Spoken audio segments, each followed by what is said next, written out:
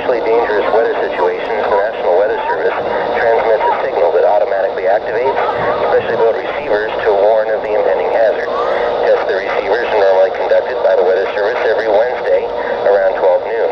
When there's a threat of or existing severe weather in the area on Wednesday, the test is postponed until the next day without a severe weather threat. The following tones will conclude the test.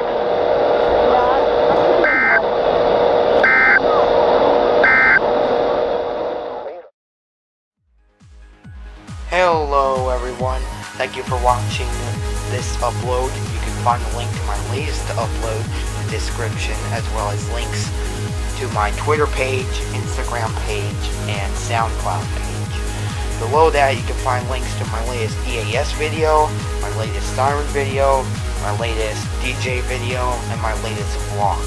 Thank you all for watching, and I will see you guys during the next upload.